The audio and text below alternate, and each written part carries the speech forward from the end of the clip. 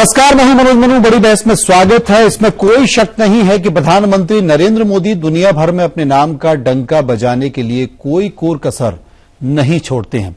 दुनिया भी उन्हें ये मान रही है, सम्मान दे रही है, लेकिन अपने ही घर में वो चौतरफा घेरते देखे जा रहे हैं। सरकार में सहयोगी शिवसेना तो यही कह रही है। शिवसेना के मुताबिक प्रधानमंत्री मोदी दुनिया भर में शांति का संदेश देते हैं, लेकिन जब अपने ही घर में आग लगती है तो वो कुछ नहीं करते। क्यों कुछ नहीं बोलते, आज इसी पर हम बड़ी बहस करेंगे। लेकिन सबसे पहले देखिए एक खास रिपोर्ट। प्रधानमंत्री नरेंद्र मोदी विश्व शांति की ज्योति लिए दुनिया भ्रमण कर रहे हैं, लेकिन उनका अपना ही गुजरात जल रहा है। ये कोई विपक्षी नहीं बल्कि शिवसेना कह रही है। वैसे शिवसेना का मोदी परिवार कोई नया नहीं। बार बार और इस बार सामना के जरिए गुजरात में भड़के पटेलों के पाटीदार आंदोलन को केंद्र में रखकर प्रधानमंत्री मोदी के जज्बातों और जमीन को जरिया बनाते हुए अपना सियासी नजरिया पेश किया है। हालांकि शिवसेना ने इस आग के लिए मोदी को सीधे सीधे जिम्मेदार तो नहीं ठहराया। बावजूद इसके ये सियासत है, यहाँ एक शब्द के कई मायने होते हैं। अब किसे नहीं पता कि आनंदीबेन पटेल किसकी पसंद हैं और किसकी पादुका रखकर गुजरात की पावर और पॉलिटिक्स कर रही हैं। फिर भी प्रधानमंत्री की ऐसे मामलों में चुप्पी सवाल तो खड़े करती ही है। वो भी तब जब आरएसएस बार बार आरक्षण की समीक्षा करने की बात कर एक नई और बड़ी बहस छेड़ने की जुगत में है। सुप्रीम कोर्ट की आरक्षण को लेकर 50% की एक सीमा है, जिसे सियासी फायदे के लिए हर वक्त हनन की कोशिश की जा रही है। और इस सब के बीच गुजरात में पटेल आरक्षण हो, हरियाणा में जाट आरक्षण हो या देश के अलग अलग हिस्सों में आरक्षण की आग से समाज, सिस्टम और संस्थाएं सभी तप रही हैं, जबकि सत्ता और सियासत इस पर राजनीतिक रोटियां सेक रहे हैं। बहरहाल मोदी इन दिनों देश ही नहीं बल्कि दुनिया की सबसे ताकतवर शख्सियतों में से एक हैं। पड़ोस में सीमा विवाद को सुलझाने के लिए अपना सब कुछ दांव पर लगा रहे हैं। दुनिया को शांति का संदेश दे रहे हैं, लेकिन अपने यहाँ लगी आग को बुझाने के लिए कोई औजार नहीं। समय के लिए ब्यूरो रिपोर्ट। और सबसे बड़ा सवाल है कि आखिर अपने ही प्रदेश को लेकर नरेंद्र मोदी इतनी चुप्पी क्यों साधे हुए हैं, तब जबकि आरक्षण की आग में गुजरात जल रहा है। और हमेशा ये कहता रहा है केंद्र और खुद भारतीय जनता पार्टी के विकास के मायने पर, अगर आपको विकास की कोई जमीन देखनी है तो आइए गुजरात चलिए और गुजरात में देखिए। लेकिन क्या अब भारतीय जनता पार्टी ये कह सकती है? बड़े मुद्दे हैं, बड़ा सवाल है और इसी पर आज हम चर्चा करेंगे। चर्चा में हमारे साथ मौजूद हैं अखिलेश कटियार साहब, जो कि राष्ट्रीय महासचिव हैं पटेल नवनिर्माण सेना के। साथ ही आलोक शर्मा हैं, प्रवक्ता कांग्रेस के, हमारे साथ मौजूद हैं। भारतीय जनता पार्टी की प्रवक्ता अनिला सिंह भी हमारे साथ मौजूद होंगी और वरिष्ठ पत्रकार होंगे मंजूर अहमद साहब। उनसे हम समझने की कोशिश करेंगे कि आरक्षण आखिर है क्या और आरक्षण को लेकर अब हमारा समाज और राजनेता किस रूप में इसे समझने की कोशिश करता है। सबसे पहले हम बात करेंगे अखिलेश जी से। अखिलेश जी, आपसे हम जानना चाहते हैं कि गुजरात में अचानक से ऐसा क्या हुआ कि पटेल समुदाय को, पाटीदार समुदाय को आरक्षण की जरूरत पड़ी? मनोज जी नमस्कार जी। आपका बड़ा जायज सवाल है। हमारे जो संविधान में आरक्षण को लेके जो स्पष्ट लिखा है कि जो भी समाज सामाजिक और शैक्षणिक आधार पर पिछड़ा हो उस समाज को रिजर्वेशन मिलना चाहिए। जी। जो गुजरात का पटेल समाज है वो पूरे देश में कहीं पे कुर्मी है, कहीं पे गुज्जर है, कहीं पे मराठा है। इस जातियों से हम लोग जाने जाते हैं और हमारे पूरे देश में इन जातियों को रिजर्वेशन मिला हुआ है। जी। कुछ समाज में जब मंडल आयोग लागू हुआ था तो उस समय गुजरात के हमारे ही भाइयों ने यह कहा था कि रिजर्वेशन की हमें जरूरत नहीं है। उस समय हमारे व्यापार में हिस्सेदारी अच्छी थी, किसानी बहुत अच्छी थी। उस समय पटेलों को गुजरात में रिजर्वेशन की जरूरत नहीं थी जी। लेकिन जो संविधान में लाइन है कि जो समाज सामाजिक तौर पे और शैक्षणिक तौर पे पिछड़ा हो उस समाज को रिजर्वेशन दिया जाए, ये इस देश का संविधान कहता है। आज 11,000 किसानों ने पिछले 10 साल में आत्महत्या की है।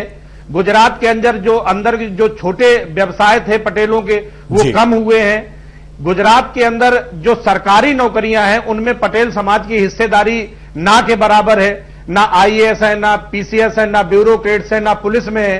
तो ऐसी स्थिति में जो आरक्षण है, जो प्रतिनिधित्व के लिए जाना जाता है, जो संविधान में सामाजिक न्याय को लेकर जो रिजर्वेशन की भावना को इंडिकेट किया गया था, आज हमें रिप्रेजेंटेशन की जरूरत है।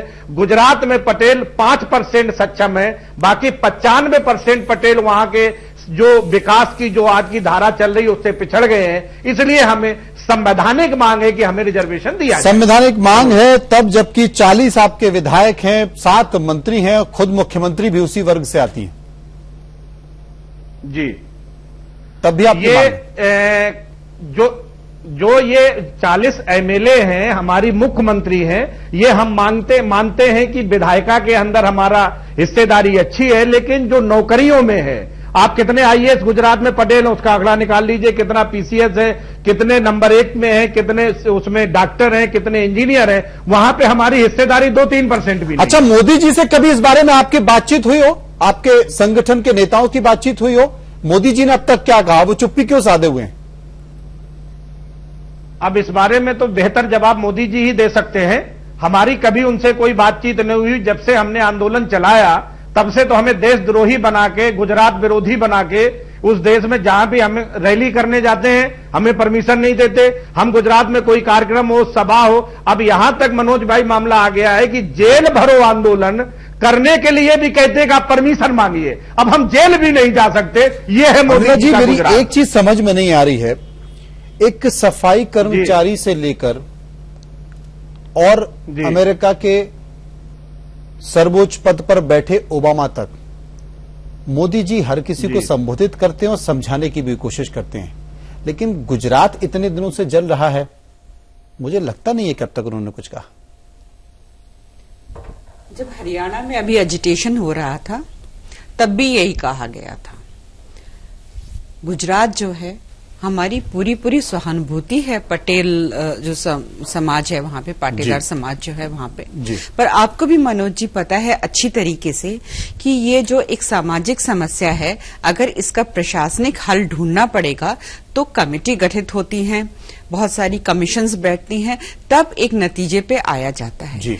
7 मिनिस्टर्स की एक कमेटी बैठी भी हुई है, इन लोगों से डायलॉग में भी है, बहुत सारे मुद्दों पे कहीं ना कहीं सहमति भी बनी हुई है।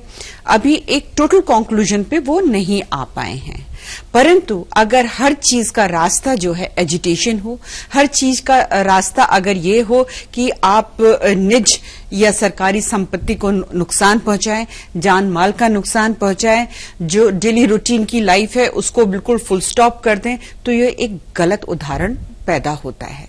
तो आप चुप रहेंगे? आप कुछ बोलेंगे नहीं? रास्ता निकालने की कोशिश मैंने अभी आपको बताया ना कि 7 मिनिस्टर्स की कमेटी गठित है जो कि कंटिन्यूअसली इनके साथ डायलॉग पर है और एक मिलजुल कर एक समाधान निकले उस चीज पे चल रहे हैं, जिससे कि देखिए, मैं समझता हूं कि जब भारतीय जनता पार्टी जिस भी राज्य में आती है, केंद्र में आती है, तो हमेशा से ये आरक्षण की आग लगती है। वीपी सिंह जी की सरकार आई 1991 में, तब भी बीजेपी बाहर से सपोर्ट दे रही थी। आपने देखा होगा मंडल कमीशन पे किस तरह से पूरा देश धू धू करके जला। राजस्थान में आए तो गुर्जर आंदोलन शुरू हो गया, देश में आए तो कामा और कापू का आंध्र प्रदेश में चालू हो गया, हरियाणा में आए तो जाट आंदोलन शुरू हो गया। और इसको आंदोलन शब्द भी कहना कहीं ना कहीं जो हुआ उसके प्रति अन्याय होगा। जाट हिंसा थी। अभी उसी तरह से पटेल आंदोलन शुरू हो गया वहां पर। मैं समझता हूं कि कहीं ना कहीं बीजेपी चाहती है समाज में किसी तरह से भी वैमनस्य पैदा किया जाए।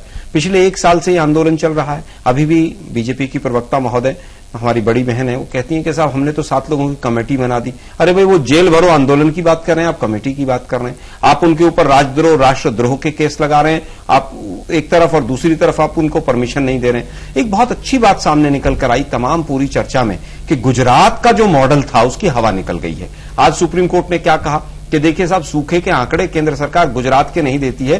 क्यों? क्योंकि जब सैया भय कोतवाल तो डर काहे का, तो आप गुजरात के आंकड़े तक नहीं देते हैं। गुजरात में सूखे की भयावह स्थिति है। अभी कटियार साहब ने क्या कहा कि साहब देखिए 11,000 किसानों ने अपनी वहां पर आत्महत्या की। अगर पटेल समुदाय का यह हाल है तो बाकी समुदायों का क्या हाल होगा, सोचा जा सकता है। आज स्थिति आप जम्मू कश्मीर से आप नीचे कन्याकुमारी तक देख लीजिए, कहीं ना कहीं किसी न किसी तरह से अशांति की स्थिति बीजेपी ने पैदा कर दी है। हम केवल ये जानना चाहते हैं, अगर 1 साल से आप उस चीज का समाधान नहीं निकाल पा रहे हैं तो आप उनकी हिंसा के सामने हरियाणा की तरह घुटने टेक दीजिए। फिर जिस तरह हरियाणा में आपने हिंसा के सामने घुटने टेके और रिजर्वेशन दे दिया, आप वहां भी घुटने टेक दीजिए। हिंसा तो कम से कम मत करवाइए। कोई भी संवैधानिक समाधान अगर उसका निकालना है तो उसको निकालिए, या उस समुदाय को आप सेटिस्फाई कीजिए कि भाई आप आरक्षण के लिए किसी भी तरह से लायक नहीं है, आप बहुत अगड़े हैं। मैं इनकी बात से, पटेल साहब की बात से, कटियार साहब की बात से सहमत नहीं हूं कि पटेल अभी भी वहां पर पिछड़ों में हैं। मुझे कहीं ना कहीं लगता है, उन्होंने कहा आईएएस आईपीएस नहीं बने हैं। अरे भाई, आप पटेल समुदाय का मैक्सिमम जो कंट्रीब्यूशन था वो बिजनेस की तरफ झुकाव रहा, विदेशों की तरफ जाने से रहा, और वो कोई बुरी बात नहीं थी। आप कनाडा में देखिए, ऑस्ट्रेलिया में, न्यूजीलैंड में, यूएसए में, पूरे अफ्रीकन कंट्रीज में पटेल समुदाय का एक अपना वर्चस्व है। तो हर कम्युनिटी का एक झुकाव होता है। हम आईएएस आईपीएस नहीं है इसलिए हम हिंसा करेंगे, हम तोड़फोड़ करेंगे, रेल में आग लगाएंगे, बस में आग लगाएंगे और जेल भरो आंदोलन करेंगे, या तो हमें रिजर्वेशन दीजिए। मैं समझता हूं ये तरीका बिल्कुल गलत है। गुजरात में अगर आप एक तरफ कह रहे हैं कि इतना विकास हुआ, दूसरी तरफ पीएनएस बन गई, पटेल नवनिर्माण सेना, मतलब सेना बना ली लोगों ने वहां पर। और मोदी साहब अपना जो गुजरात मॉडल था झुंझुना लेके पूरे देश को गुमराह कर गए और केंद्र में सत्ता में आके बैठ गए। मैं समझता हूं बीजेपी ने जब भी आई है हमेशा से इसी तरह से लोगों को गुमराह किया है, आपस में टकराया है, कभी समाधान नहीं निकाला। मंजूर साहब, समाज हमारा कहां जा रहा है? पटेल जाट आरक्षण हमने देखा, जाट आरक्षण में मांग देखी और वहां पर क्या कुछ हुआ, तस्वीर सबने देखी। वही स्थिति कमोवेश गुजरात में भी देखी जा रही है। और अब तो गुजरात में हो या हरियाणा में हो या दूसरे प्रदेशों में हो, ब्राह्मण और क्षत्रिय भी आरक्षण की मांग करने लगे। देखिए, मैं 2 चीजें कहना चाहता हूं। पहली बात जो ये है कि शिवसेना जो क्रिटिसिज्म कर रही है प्राइम मिनिस्टर का, वो कोई जस्टिफाइड ही नहीं है। इस वजह से नहीं है, वो हुकूमत में पार्टनर्स भी है, यहां पर भी यूनियन कैबिनेट में भी है, स्टेट गवर्नमेंट में भी है, और तकरीबन स्टेट गवर्नमेंट में बराबर की हिस्सेदारी है।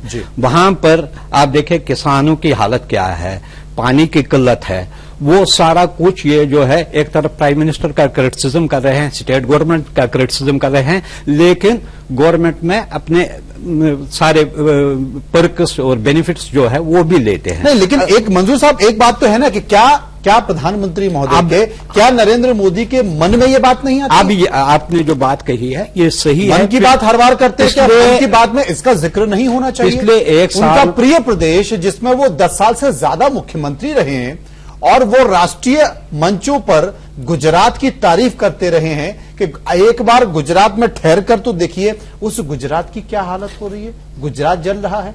उनको कम से कम आह्वान ही करना चाहिए या इस समुदाय के लोगों को बुलाकर समझाना चाहिए। जैसे भाई साहब ने कहा, ये गुजरात का ही मसला नहीं है, इससे पहले हरियाणा में हुआ, राजस्थान में हुआ, अभी जम्मू कश्मीर में हो रहा है, या कई बहुत सारे इश्यूज है जिस पर प्राइम मिनिस्टर ने पिछले 1 साल के दौरान कभी भी बात नहीं की। ये मेजर इश्यूज थे।